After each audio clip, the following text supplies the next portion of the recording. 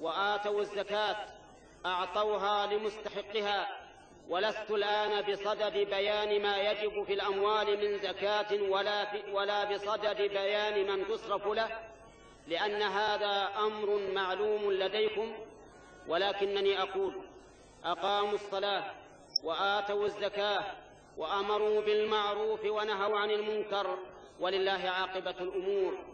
صاحب الجلالة: وأمروا بالمعروف ونهوا عن المنكر، فما هو هذا المعروف الذي يأمرون به؟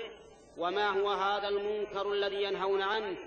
إن المعروف الذي يأمرون به كل ما عرفه الشرع وأقره من عبادات لله عز وجل، والمنكر كل ما أنكره الشرع وكل ما نهى عنه من معاصي الله عز وجل. وتأملوا قول الله عز وجل: ولله عاقبة الأمور، كيف ختم هذه الآية الكريمة بما لعل قائلا يقول: كيف ننتصر على أعدائنا وهم أكثر منا عددا وأقوى منا عدة وأشد منا مكرا وخديعة؟ نقول: نعم، ننتصر عليهم إذا قمنا بأسباب النصر، لأن لله عاقبة الأمور وبيده جميع الأمور، له مقاليد السماوات والأرض.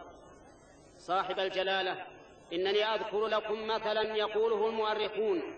حينما كان سعد بن أبي وقاص رضي الله عنه القائد المظفر، كان يقود جنود الرحمن ليستولي على أعداء الرحمن، كان يقودها في المشرق في الفرس، يفتح بلادهم بلدا بلدا، فلما أن وصل إلى الفرات وهي تقذف بزبدها، توقف سعد رضي الله عنه ونادى سلمان الفارسي وقال: أعطنا مما يفعله الفرس، مما يمكن أن نتقوى به.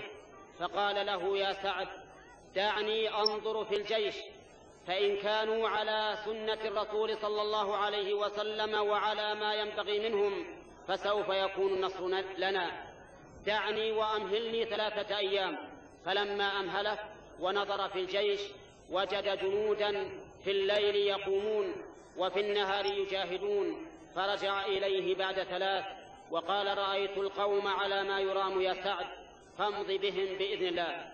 فقال سعد لجنده: إني مكبر 3 وإني عابر النهر. فلما كبر 3 وعبروا النهر ورآهم الفرس، قال بعضهم لبعض: إنكم لستم تقاتلون إنسا وإنما تقاتلون جنا. ثم سلموا لهم المدائن، ثم حمل تاج كسرى إلى أمير المؤمنين عمر رضي الله عنه، ولم يفقد منه شيء، حتى قال: إن قوما أدوا هذا لأمنا.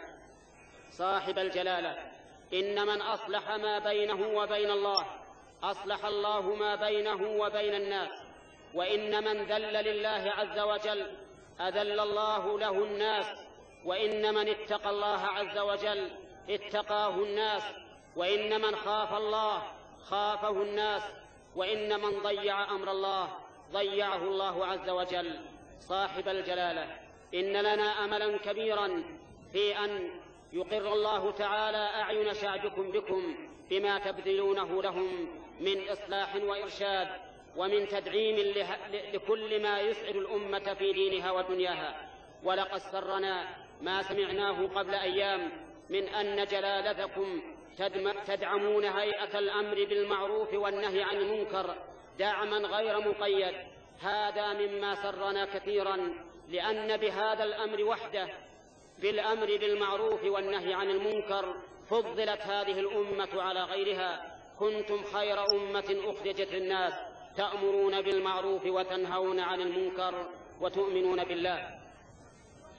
صاحب الجلالة: لولا أن أذان المغرب قد حان وأننا نحب أن نقتدي بالسنة في تقديم صلاة المغرب لكنا نقول أكثر من ذلك.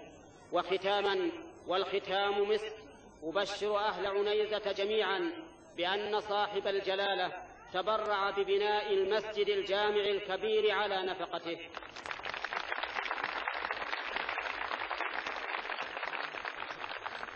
فجزاه الله خيرا وجعله له بيتا في جنة النعيم في جوار رب العالمين، وحشرنا وإياه جميعا تحت لواء سيد المرسلين مع الذين أنعم الله عليهم من النبيين والصديقين والشهداء والصالحين، والحمد لله رب العالمين. وصلى الله وسلم على نبينا محمد وعلى آله وأصحابه أجمعين.